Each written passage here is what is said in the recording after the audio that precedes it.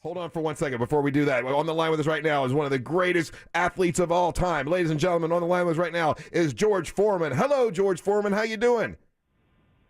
Doing good, Russ. Hey. Oh, man, great to hear from you. You know, we've been telling people the past couple of days we get a chance to talk to you. And, hey, George, do you feel like you've had two lives? Because, you know, you had the life where you were the heavyweight champion of the world and this boxer, and now everybody knows you from the George Foreman grill. Like, we have people that didn't even realize you were a boxer. They just know you from the grill. Do you feel like you have two lives? Yeah, it's intimidating, too, because sometimes I walk up and the older guys will say, meet this George Foreman, the boxer. And the kids say, that's the cooking man. Only know me as the grill. It's intimidating, but you know what? I appreciate it. Yeah, I mean, and you are the first person, the first celebrity or athlete that I can think of that really went from an incredible athletic career and then into the business world and was extremely successful. You know, we had Hulk Hogan in here, I don't know, 6 or 7 months ago, and he tells a story of how he was offered the ability to do the George Foreman grill, and he turned it down, and then you took it, and of course, made it incredibly famous. Did you know that he had gotten that offer? No, I didn't know.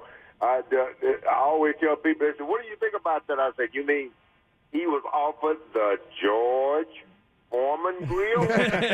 Well, it would have been the Hulk Hogan grill, but I mean, you know, you made it. It is the George Foreman grill, if you know what I mean. But the two of us, the Hulk Hogan and I were very good friends, and we traveled around with the same business partners. And I remember him having a product as well. And his didn't go as well. It didn't go as well. Yeah, he picked like a blender or something like that.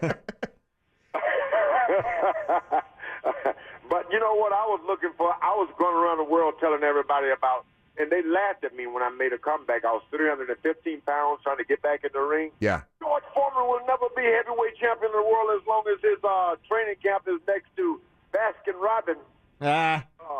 How can he take Burger King to his training camp? They made a joke out of it, and I just joked along with it with a grill and fixing hamburgers, and it became a success. And then you came, I mean, for those that don't know, I mean, you came back, was it the age of 45? I forget exactly how old you were, but you came back. Yeah, I recaptured the title at the age of 45. The oldest man ever to do that in the heavyweight, 45 years old. And I remember it, and when I was pulling for you, like everybody was pulling for you because you were one of those guys that is just very well beloved. In your career, what is it you're the most proud of, George?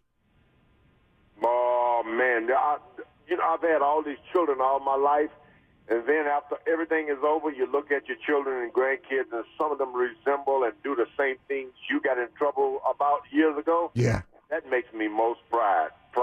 I mean, I'm proud about that children thing.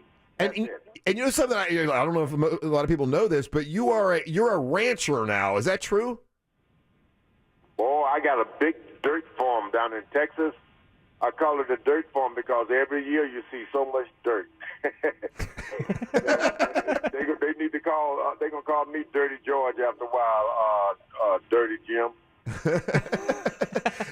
do you enjoy that? Do you enjoy the ranching part of it, like the hard work? A moment on the ranch where the horses and you see the cows and you fish and all of that. That's some of the most happy moments I've ever spent was right there on that ranch. I love the countryside. Love it. Carlos, question for the great George Foreman. George, it is an honor to talk to you, man. And I was wondering, I'm a huge boxing and overall fighting fan. What do you think of the resurgence of the heavyweight division, and who's your favorite in this upcoming Tyson Fury and Deontay Wilder fight? I'm just so happy they're competitive boxing matches now. Deontay Wilder, he's going to fight the guy from Europe, Tyson Fury, and it's a toss-up. I see Tyson Fury winning this next boxing match on points, not a knockout, because he's so fast. He's big as an elephant, and he moves around like a ballerina. Yeah. I think he's going to win it on points. It's evenly matched. It can go both ways, but I see the Tyson Fury winning it. And it's competitive. And how do you take it when they say that Wilder is now the hardest hitting puncher in history when you really had that title for forever? How do you take that? Oh, wow. boy, I sure wouldn't want to get hit by him, that's for sure. Deontay Wilder throws that right hand, and, man, if he connects it, if he connects, you better have a pillow waiting for you because you're going to sleep. MyPillow.com. Every time I see him hit someone, I think about that commercial. MyPillow.com. Ryan Holmes, question for the great George Foreman. George, now you get with the success of the George Foreman Grill, do people come up to you with all kinds of like zany ideas of stuff they want you to promote? And do you remember like any of the absolute worst ideas you've heard? Every one. I've had so many crazy ideas. I wouldn't be able to name them. But there's always something new. Just when you think you've heard it all, here is something good. I mean, what about the socks with individual toes to sleep in? Oh, man, I just can't even think about it. But it gets crazy and more crazy. And I don't really laugh at their face because everyone needs a chance, no matter how crazy it is. I remember when I came out with the George Foreman Grill, people said, oh, you got a cooker, huh?